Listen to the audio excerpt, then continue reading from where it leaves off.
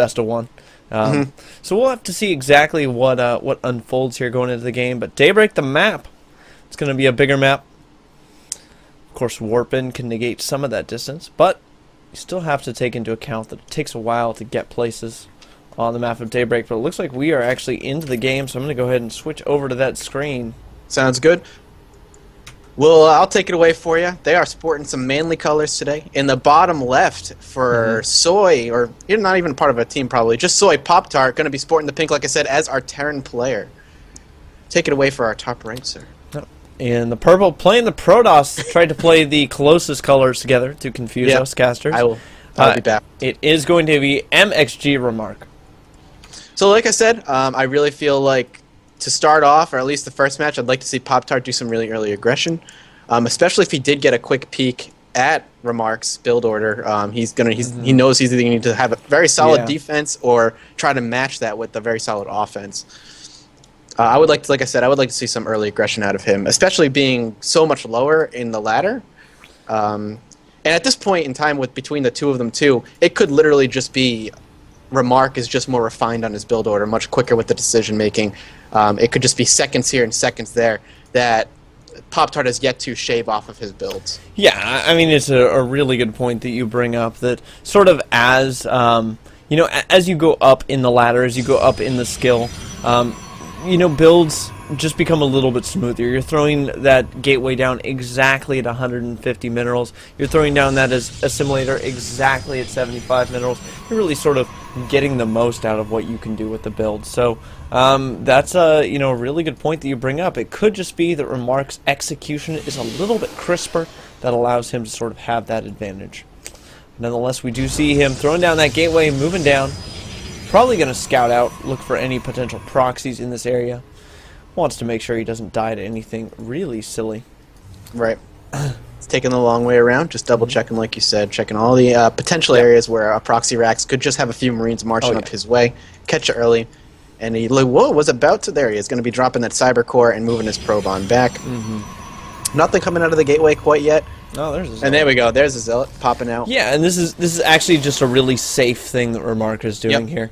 A lot of Protosses will cut this zealot, Mathis, and opt to just wait for the stalker, and that gets you your nexus about 100 minerals sooner, which is obviously a good thing if you're going for that expand. However, kind of the problem that arises with this is if Terran decides to put on any early pressure, you end up in a situation where you just don't have that one zealot.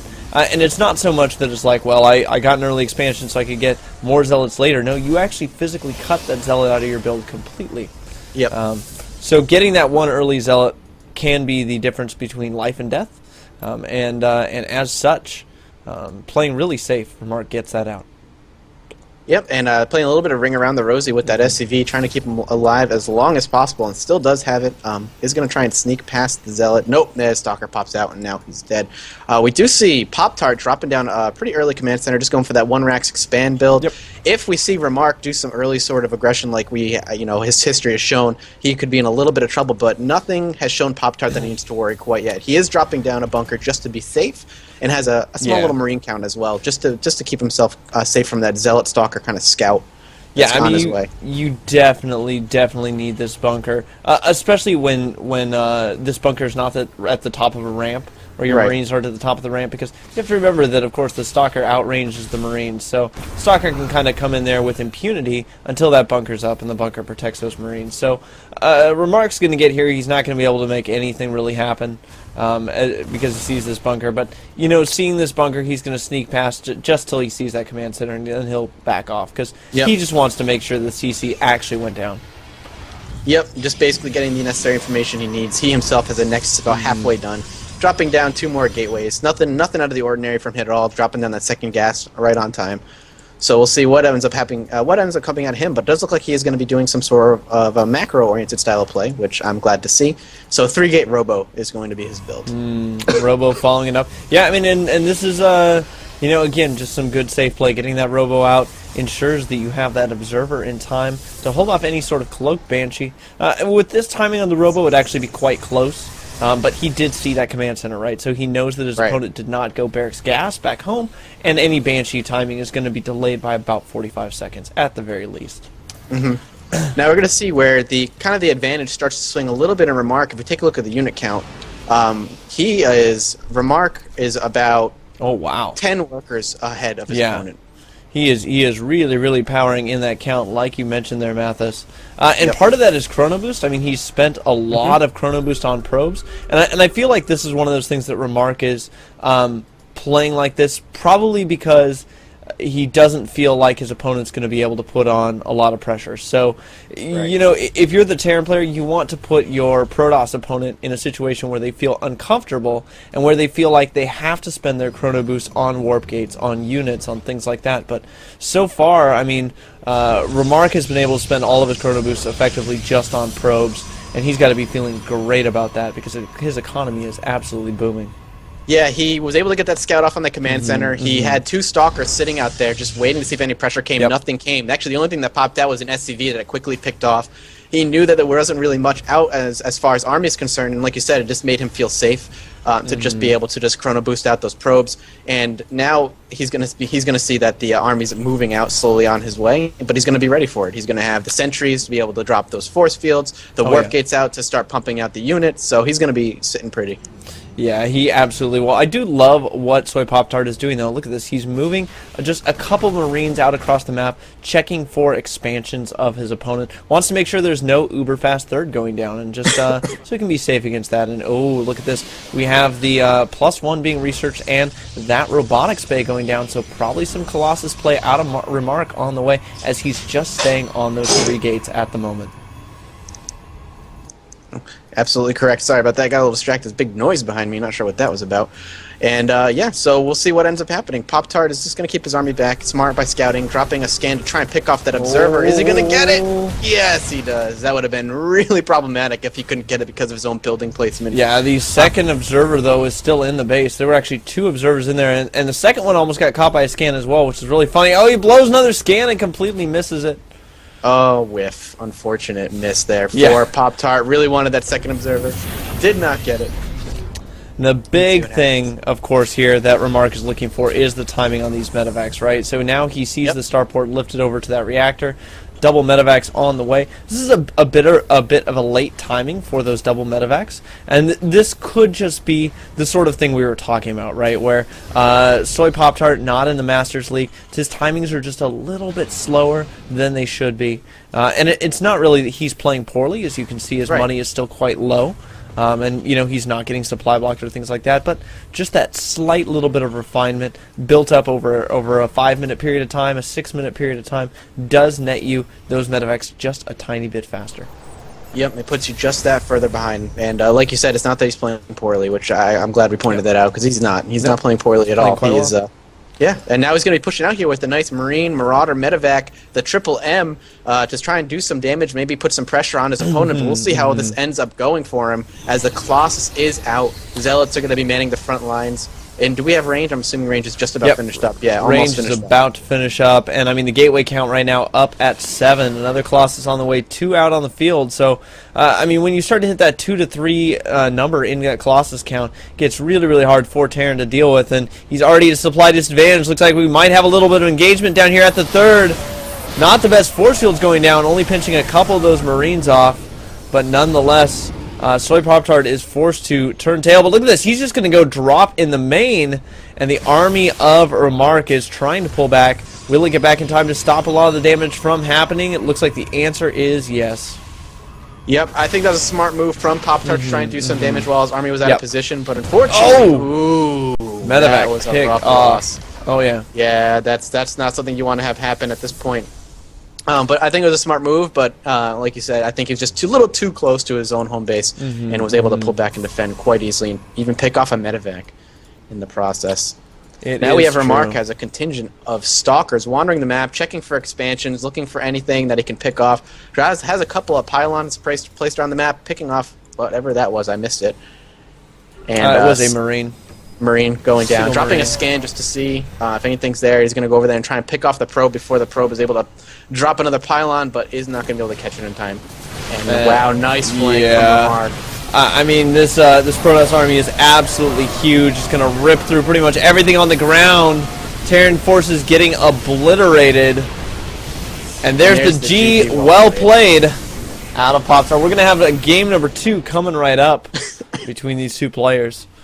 But yeah, guys, there we have the kickoff match here of the Southwest Conference, Western the Semi-Pro Gaming League, the SPGL. Thank you guys so much for tuning in so far. I am Gwyn. With me is Mathis. Twitters are up on the up right there. So if you wish to give us a follow, we definitely appreciate it. We're gonna go ahead. Find out when we can. It's good. Yeah, I think we're gonna go ahead and jump to a quick commercial. When we get back, we're going to have more action coming at you. But a big shout out to Kingston and Antec, our sponsors for this event. Enjoy some Kingston commercial goodness.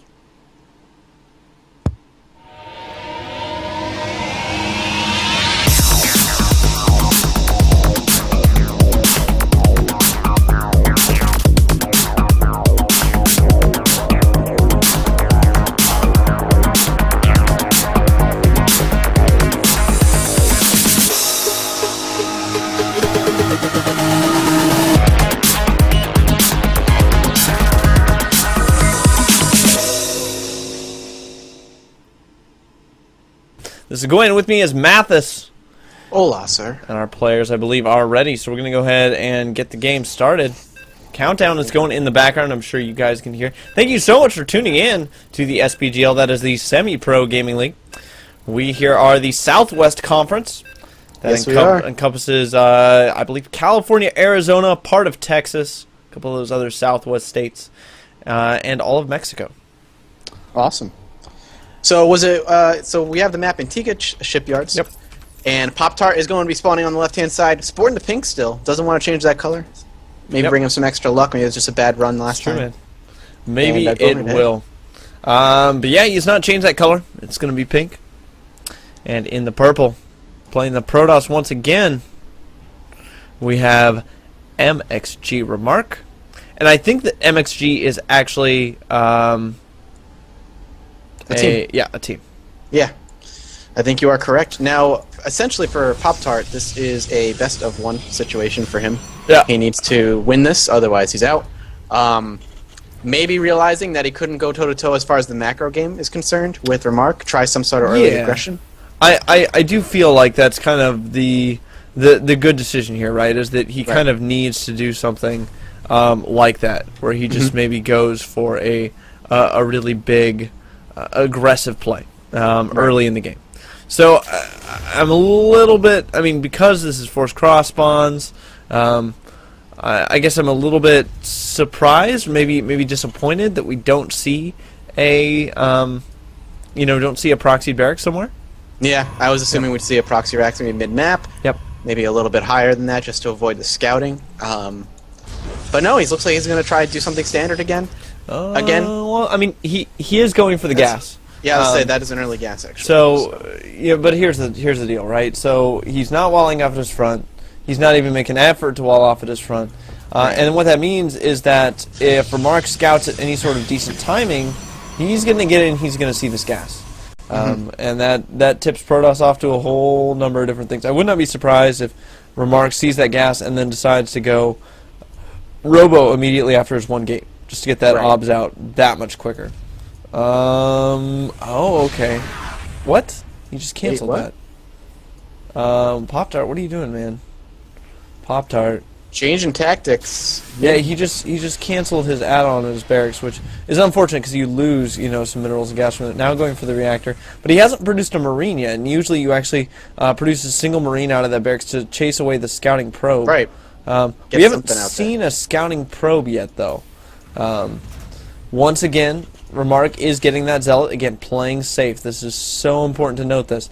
This one Zealot might be the difference between Remark holding this 2 racks and Remark not holding this 2 racks. Right. Because, I mean, that's what poptart is doing this time around. He's got that reactor about to finish up. There's going to be a tech lab. There it is. Oh, what? Nope. Oh, man. No, he just built the wrong one. And oh, okay. Oh, man. Maybe he's got the nerves kicking in. Yeah, he really does have the nerves kicking in. He's hitting wrong hotkeys there. But, no, it is going to be 2 racks, so he is going to have double Marine production, Marauder production. We should see Concussive Shell be the first one up. Sometimes you opt to go for Stem instead. That's sort of... It's a little bit of a different choice, but it's common nonetheless. Right. I See think if he decides to start it. Oh, combat shield. is he really going combat shield? Oh, this is Yes. quite interesting then. Now, sort of the problem with this is that Remark is putting on pressure. And when you put on pressure on your opponent, you force them to show their hand, right? Right. And it's not like we have a faked 1-rax expand situation where there's a bunker on the low ground.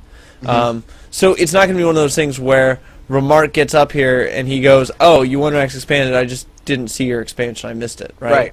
This is going to be I see your Marauder, I know you're 2-raxing, definitely because I saw your Marauder. Right. And that's like a really big deal. And there's no concussive on the way either, which, again, this is a variant of the 2-rax, which I don't know if this is going to be effective, man. I'm worried for Pop-Tart. Yeah, I am too. The concussive shell would have definitely been the smarter decision. And if you think about it too, I mean, again, this goes back to that shaving off seconds thing. If he didn't cancel the initial, add-on, and then screw up and have to cancel the second one, this army would already be out and halfway across the map. It's true, it's true. I mean, Remark, if we go back to his base, he did opt for the Robo immediately after that first gate because, again, like he didn't know what was going on. He wanted to get that obs out. Now he knows it's 2-rax. He's chronoing out an Immortal. We see some SCVs coming with this assault, but it's not like we're bit by bit prime pulling all of them or something like that. It's still going to be a tough hold for Remark. Like, don't get me wrong. I mean, this is a lot of units out of the Terran very early. But with that Immortal out, and with those 3 gates out producing, I think Remark should be able to hold this just fine. Especially, I mean, that Immortal is going to be so critical here. Right. Deal with those Marauders. He got the information. The Marauders. He definitely got the information he needed. The scouting was good.